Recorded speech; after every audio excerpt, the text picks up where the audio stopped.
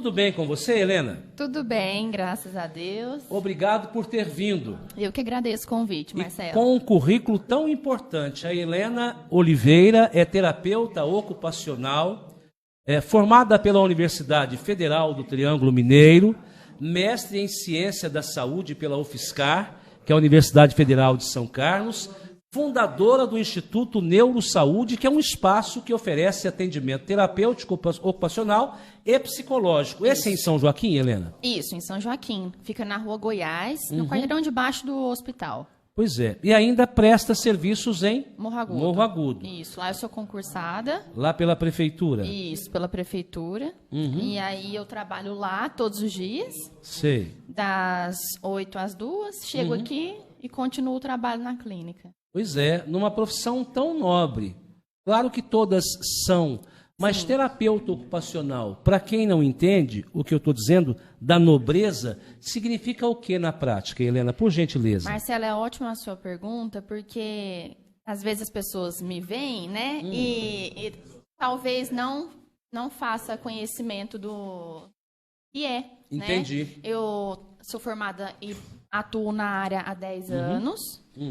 Porém, quando eu iniciei, a minha profissão ainda era muito desconhecida. Hoje ainda é, Sei. mas a visibilidade, o conhecimento já está maior. A terapia ocupacional trabalha baseado nas ocupações humanas, né? Sim. O que são as ocupações humanas? AVDs, que são as atividades de vida diária, banho, vestir-se, alimentar-se, tudo de maneira independente. Atividades instrumentais de vida diária, que é a possibilidade e a capacidade da pessoa estar indo ao trabalho, à escola, ir numa farmácia, num supermercado, porque a gente faz isso tão no automático e a gente não percebe que quando tem um transtorno ou uma deficiência, isso fica limitado. Entendi. Né? Lazer, sono, estudo, tudo isso faz parte das ocupações. Tá. E quando a pessoa é limitada, quer seja por transtorno ou por deficiência, ela consegue desenvolver bem práticas que quem não tem essas patologias, posso dizer assim? Tem algumas que são enquadradas como patologias, consegue? né? E outras que não. Tudo depende do embasamento, né? Da onde veio essa limitação e para onde ela vai. Por exemplo, condições que são progressivas, o Alzheimer, o Parkinson, vai limitando cada vez mais a pessoa, né? Porém, outras condições, como o TEA, que é o transtorno do espectro autista, TDAH, são condições que, trabalhadas, a pessoa tende a ser mais independente e autônoma com o decorrer dos anos. Agora, esse trabalho é para a vida, é frequente? É frequente. Porém, não sempre é eterno. Né? Entendi. O TEA, ele é uma condição, por exemplo, que, bem trabalhada, e se a pessoa não for do grau severo, né, grau 3, ele consegue receber alta. Pois é, eu tenho ouvido falar e lido a respeito de um termo, típico e atípico. Sim. Esse é direcionado ao TEA? Não só.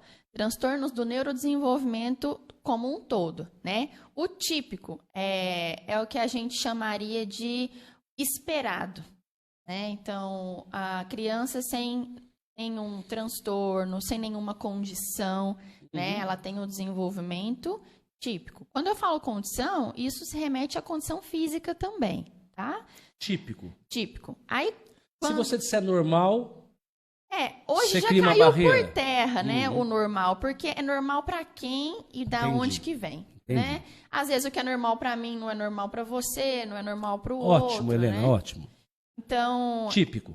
Típico e atípico. O atípico é quando ele tem condições e necessita de uma atenção maior em alguma área da sua vida, né? Então, necessita de uma atenção para desenvolver as suas atividades básicas de vida diária. Então, ele precisa de ajuda para treinar a comer sozinho, precisa de ajuda para escovar os dentes sozinho, né? Ou então ele precisa de ajuda para aprender, né? Precisa de um professor auxiliar.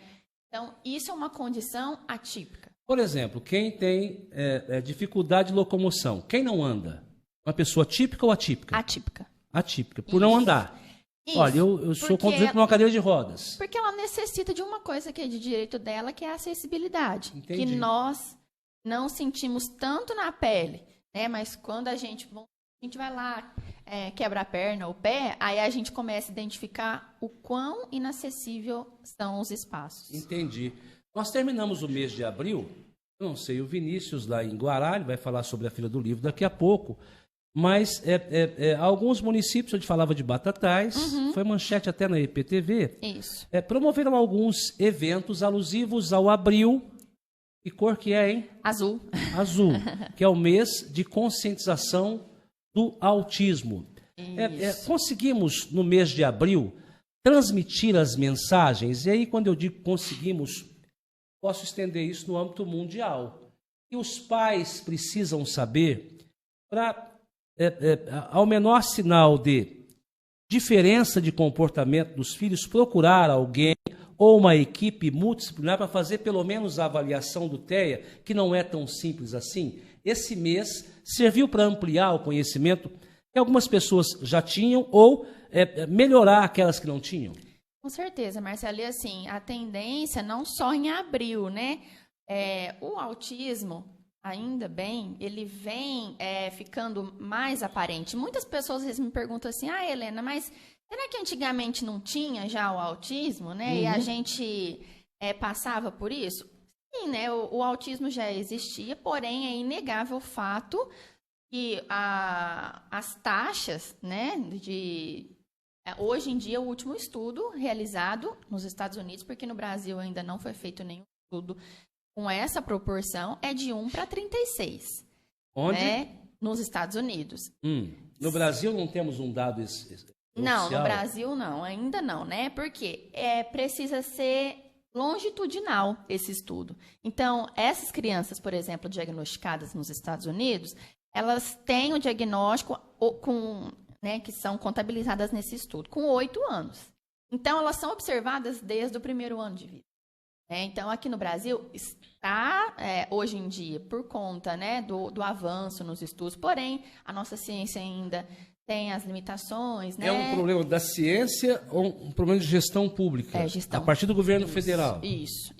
Porque, poderia investir na ciência. Isso. Eu já fui, né, dessa área também. E os recursos para a ciência, a gente tem que gostar, viu, do que faz. É mesmo? Porque por dinheiro, quem olha assim, é cientista, ganha dinheiro lá fora, aqui no Brasil não. Nós temos aqui em São Joaquim um ou mais cientistas, você sabia, não? Alguém que, inclusive, vou tentar puxar pela memória, a família mora aqui no Jardim Luciana, não me lembro o nome dele agora, mas que desenvolveu um tratamento para o câncer de mama, ou do colo do útero, que não lembro quantas vezes mais preciso do que nós temos hoje. Um cientista, aqui de São Joaquim. Agora aqui no Jardim Luciano, a família dele. Vou levantar, inclusive, melhor essa situação, porque eu conversei com ele no programa, entrevistei, mas já faz um tempo, então não me lembro bem dos dados. Mas nós temos, quer dizer que o investimento na ciência, através do governo brasileiro, fica ainda devendo. Sim, para você ter uma ideia, hoje em dia eu já não estou mais no campo acadêmico, né? Quando eu estava, a dedicação é exclusiva, porque quando você recebe bolsa, você não pode ter outro trabalho, né? Então a gente chama de DE, é dedicação exclusiva. E assim, você precisa dar aula na universidade, você precisa realizar pesquisa, você precisa participar de grupo de pesquisa, publicar artigo, e a bolsa era de R$ 1.500. Mesmo? Como é que você vive? Sim, R$ 1.500. Como é que vive, Helena? Mas aí a nossa bolsa não é corrigida com a inflação, tá? Também não é? Não. Que situação. Agora saiu, né, mais uma lei que vai reajustar aí as bolsas. Eu não estou dentro do assunto, então eu não sei passar dados exatos. A Ana Júlia está dizendo assim, Ana Júlia Oliveira, conhece, não? Conheço, moro na mesma casa. Você está dizendo que ela está dizendo que é a melhor. O que ela é sua? Minha irmã. Sua irmã, Ana Júlia. O Everaldo Dias, manda um abraço para Helena, terapeuta do meu filho,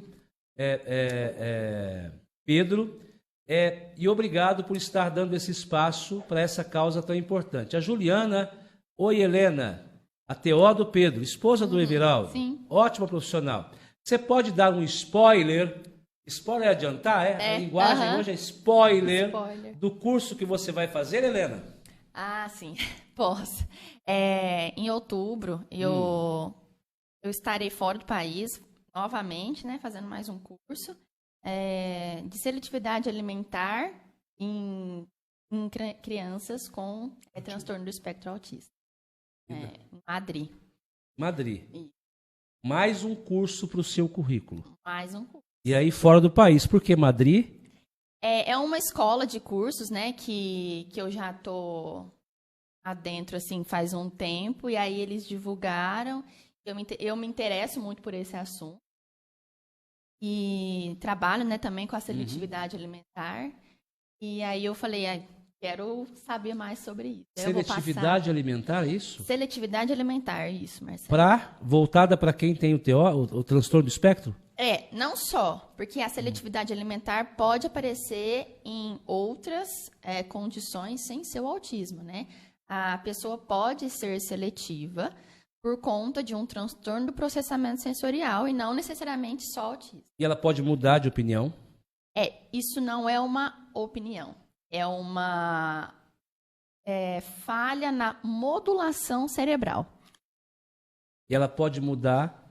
Você pode corrigir essa falha através do curso? Através de trabalho. Parabéns. Coisa boa. Ó, Vinícius. Eu já tinha pensado nisso e a gente tem visto no poder público lá em Guará, tem aumentado a cada dia. Sim. E nós fizemos agora no mês de abril, fizemos uma caminhada junto com o autismo, levamos. E a gente tem lidado assim com os acompanhantes de sala, com as pessoas que estejam. Na verdade, eu falo o seguinte, que a gente põe acompanhante de sala para que ele possa desenvolver, mas às vezes a gente precisa trabalhar esse acompanhante para que ele esteja pronto para poder atender a criança também. Excelente. E o que eu vejo é a estimulação da criança ter o hábito de fazer as coisas sozinha, ter o hábito de ir ao banheiro, ter o hábito de ir na cozinha, saber o ambiente que ele está dentro da escola, onde ele está. Até ontem estive conversando com a da Casa da Criança, chama Isabela, a gente estava falando do autismo, ela hoje está como cuidando de uma criança dentro da escola.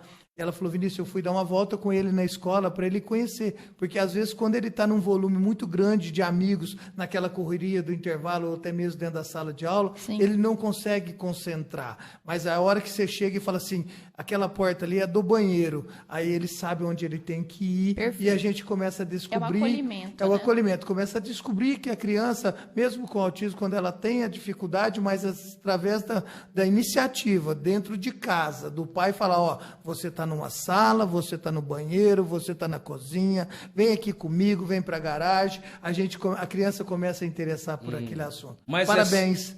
Parabéns, tive a oportunidade de estar aqui presente agora, vendo a sua entrevista, ouvindo da sua fala, e através da alimentação é um estudo muito importante que eu consigo ver que muitas doenças, muitas coisas que vêm acontecendo no dia a dia, que vêm aparecendo na nossa sociedade, às vezes está vindo da má alimentação ou de uma formação de alimentação. Inclusive, é uma das causas estudadas, porque ainda não existe uma causa fixa e aparente, né, e comprovada cientificamente, mas é uma das causas estudadas para o aumento do TEA hoje em dia na população. O quê? A má alimentação. Má alimentação. Dos pais? Sim, assim, da sociedade da sociedade como um todo. Porque hoje em dia, Marcelo, até se você vai comer uma verdura, parece que você não está comendo direito, porque olha o tanto de veneno que é utilizado. Né? A gente hoje, no município, lá, a gente trabalha muito com as nutricionistas, o balanceamento. O balanceamento para aquela criança que tem um pezinho maior, aquela que tem mais magrinha, para a gente poder acompanhar, para que ela possa, sim, evoluir porque nem sempre que a pessoa muito gorda, ou a criança muito magra, ela não seja saudável. Às vezes ela precisa se reeducar alimentar, reeducar sua alimentação para que ela possa. Ela está saudável, mas ela está comendo mal ou ela está comendo algo que não está fazendo bem para ela. Excelente. Pois é. O prefeito Vinícius levantou uma questão aqui, Marcelo, você até... Claro, esteja à vontade. A respeito da educação, né? Eu fui convocada lá em Morro Agudo em março do ano passado. E aí, hoje em dia, eu já estou na saúde e a educação também me chamou. porque eu estou dando os HTPCs das professoras da educação especial. Ia perguntar exatamente isso, porque assim, ó, basta você colocar uma professora, e aí com todos os méritos de professora, para acompanhar alguém que tenha o transtorno do espectro, e cada caso é um caso, e aí resolve o problema? Não, assim, né, se a pessoa não busca aprender, por quê? Não é aprender só sobre o espectro, é aprender sobre aquela criança, é aprender sobre o texto, é aprender sobre a família, é criar vínculos. Cada um, né, Helena? Exatamente. E aí, assim, agora a gente iniciou esse processo, né, eu dou os HTPCs das professoras semanalmente da educação especial, está sendo muito rico. E eu fico muito feliz porque eu não voto lá em Morro Agudo, né? Então, Entendi. assim, não é politicagem. Não, é porque você Helena, faz um trabalho... eficiência. Você é da área. Exatamente. Você faz um trabalho que está sendo visto, né? É levar E que... um trabalho à sociedade. Você mesmo sendo de longe, você está levando algo. Exato. Eu falo o seguinte, que na verdade eu vejo o seguinte, eu vejo pelo cuidador, a gente procurou, nos primeiros processos seletivos que a gente fez, a gente procurou pegar pessoas que tenham pedagogia. Uhum. Na verdade, só que eu não consigo ver que a pedagogia, por exemplo, a pessoa não precisa ter... Ela tem que ter o amor, ela tem que ter o cuidado e o zelo de saber que aquela criança precisa ser cuidada. Só que as pessoas confundem o cuidador como um pedagogo, que ele é obrigado a alfabetizar. E ele não está aí para alfabetizar. Perfeito. Então, às vezes, aquela parte social do pai, da criança, daquele cuidador, ele leva muito mais o tratamento e muito mais eficiência no acolhimento daquela criança que está precisando. Uhum. Então, Helena, você já ouviu dizer... A partir desse curso que você fará em Madrid, e voltando aqui à questão alimentar, e a seletividade alimentar, e você me dizer que é uma falha. Na modulação. Na isso. modulação. Já houve algum caso em que esta falha foi revertida? Com certeza. Peço licença ao Everaldo e à Juliana. O Pedro, ele está comigo há, acredito que 1 ano e meio. Quando ele chegou, ele comia pouquíssimos alimentos e de maneira diferente. Então, um bolo para comer, ele primeiro esfarelava o bolo, né? E tinha que ser só determinada cor do bolo. A comida não podia estar de um jeito no prato. É ele que é arroz e carne moída ou arroz e ovo? Arroz e carne moída. Moída, isso, arroz e carne moída. Pedro, está aqui a Juliana dizendo que está ansiosa por esse curso. Então, assim, hoje em dia, todo mês eu peço para eles fazerem uma lista, né, de quais estão sendo os alimentos ingeridos e como estão sendo pelo Pedro. Então, eu tenho um arsenal. Acredito que há 1 ano eu estou recolhendo essas listas para ir comparando. E depois disso, pode gerar um estudo, né? Entendi. E você pode oferecer ou dizer come? Como? Você falou, eis aqui... Eu levo, inclusive, uma das coisas que a gente tem que fazer, né, é trabalhar com a imitação, né? Então, às vezes eu pego, faço, brinco, mas assim, não é só isso, né? Existem muitas outras estratégias, Mas a minha sorte, né, que eu como de tudo, então eu não tenho muitos problemas em relação a isso. A gente já está caminhando aí a passos largos. Mas que bom. Olha, e que bom 2 vezes. Que bom que você veio. Que bom que você está colocando em prática todo o seu conhecimento aqui e aí na rede privada, né? Sim. Na sua clínica. E lá em Morro Agudo, concursada na rede pública. Que pena que você não está aqui, Helena. Mas eu falo assim, Marcelo, quando a gente vai para fora, a gente é mais reconhecido que na própria cidade. Santo de casa não faz milagre, né? Porque assim, eu tô aqui já tem 10 anos, né? E eu, em 1 ano, fui muito mais, assim... Reconhecida. Vinícius, nós estamos conversando com a Helena, que é uma jovem terapeuta ocupacional. Jovem fica bom para você, Helena? Excelente. Você estou do lado do Vinícius, que é um senhor... Estou brincando, Vinícius. Inclusive o prefeito de Morro Agudo chama Vinícius. Pois é. O doutor Vinícius, um excelente prefeito, está de parabéns. Um sábado em Ribeirão.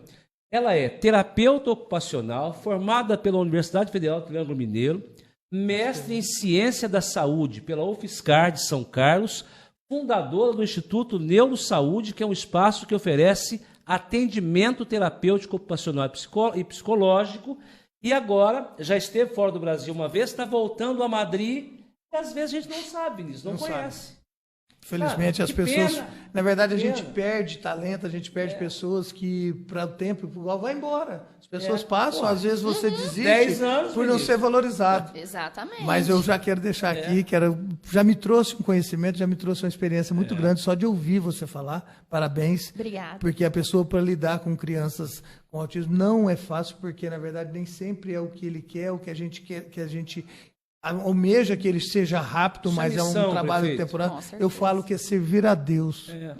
Eu falo que você é uma serva de Deus e Deus te usa para poder fazer esse estudo, para que você possa ir muito longe nesse trabalho. Parabéns ao Dr. Vinícius, prefeito de Morragudo, que o contratou por processo, você passou no concurso. Né? Parabéns por você ter passado, mas privilegiado é ele de receber uma profissional de capacidade igual você. Mas eu quero deixar as portas abertas para que você possa, sim, ministrar uma palestra, tanto para as mães como os pais e também os nossos professores. Tivemos agora, em abril, nós levamos o filho do Dr. Arruda, de Ribeirão Preto. Ele teve com a gente, ele ministrou uma palestra, foram 2 dias com HTP, e a gente estava lá e tal, e participamos, foi 2 dias excelentes, mas é uma coisa que a gente vem tratando todos os dias, Com certeza. e principalmente com os relatórios, a gente sabe dos relatórios, as mães querendo cuidador, quero cuidador, e às vezes a gente não está precisando de cuidador de alfabetização. Exato. A gente está precisando de cuidador de amor, cuidador de carinho, cuidador de ouvir a criança, de entender. Muitos não falam, mas muitos se gesticulam e mexem com... Conseguem expressar, né, prefeito? A comunicação não é só fala, né? E assim, ó, a gente precisa quebrar o estereótipo de que a criança autista é agressiva, de que a criança autista não gosta de abraçar, de que a criança autista... Então, a gente tem muita coisa para E às vezes sem conhecimento nenhum, né? Exatamente. A criança autista é agressiva, mas você sabe. Exatamente. O que acontece, né, no dia a dia, né? Então, Exatamente. Assim, E assim, ó, quando eu comecei, né, eu inclusive tinha feito uma especialização, porém na área de envelhecimento e saúde da pessoa idosa, lá na UFSCar também, né? E aí, uma pessoa aqui em São Joaquim me procurou para atender o filho. Eu falei, nem é muito a minha área, mas vou lá. Só que quando eu me comprometo a fazer uma coisa, eu não faço ela mais ou menos, né? E isso, por isso que eu hoje em dia termino de trabalhar. Ou faz bem feito ou não faz. Não pega para fazer, né?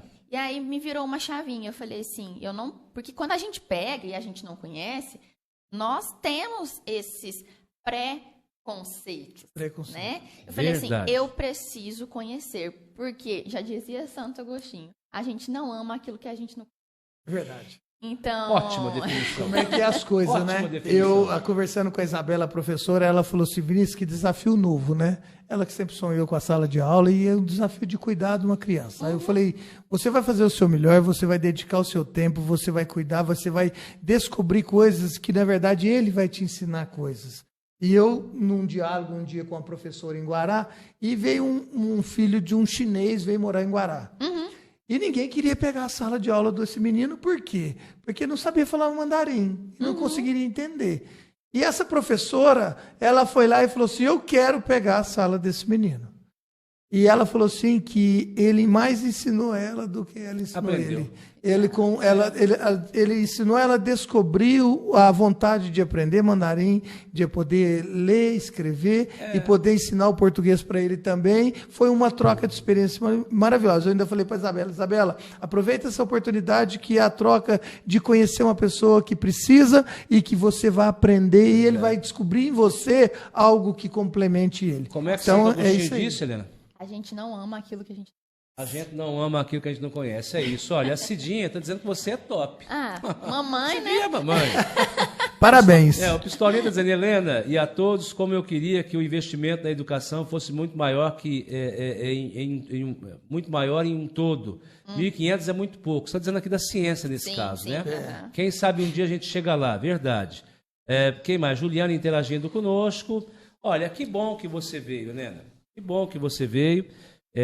Gostaria muito de continuar conversando com você, quem sabe numa outra oportunidade, para falar da sua área de atuação, que é bem mais ampliada, e aí levar conhecimento às pessoas. Fiquei muito feliz, Mais alguma pergunta, prefeito, a nossa convidada de hoje? Só agradecer a experiência que eu tive aqui hoje. Eu vim falar da Feira do Livro, da nossa quinta Feira do Livro, que começa hoje. Falar. Helena, já quero deixar o convite para que esteja presente, certo? Será excelente, com várias programações o dia todo com os nossos alunos. Sim. E também à noite com um show, com a descontração. E tem uma feira de solidariedade, onde tem um cuscuz, tem um bolo, tem uma amiga minha vai cantar lá no domingo. Quem vai que é? Cantar, amiga nossa, Natasha. Vai cantar Elis. Ah, tá. Que legal, que legal. A Nath e o Gabs. Nath e Gabs. Vão cantar Elis. Então, Helena, muito obrigado por ter vindo. Né? Passaríamos mais vários minutos conversando aqui. Mas você tirou um tempo das suas férias para estar conosco com um assunto tão importante. Tomara que o poder público continue, em âmbito nacional e internacional, se conscientizando da importância disso, continue propagando o TEA, que é o transtorno do espectro autista em São Joaquim. Nós temos várias crianças que são atípicas. Pais, né, grupos de pais, e a gente se fortaleza nessa causa, tá bom? Com certeza. Lembrando que quando nasce uma criança atípica, né, também nasce pais, né, e a gente não pode deixar eles de fora disso de maneira nenhuma. Exatamente. O vínculo com a família é meio caminho andado para o tratamento. Quem quiser te encontrar para conversar sobre o tema, você está nas redes sociais e está na sua clínica? Isso, minhas redes sociais é to.helena.oliveira e na clínica na Rua Goiás 624. Tá bom, Helena. Tudo de bom para você. Obrigada. Ótimas férias. Aproveite. Você merece. Tá bom?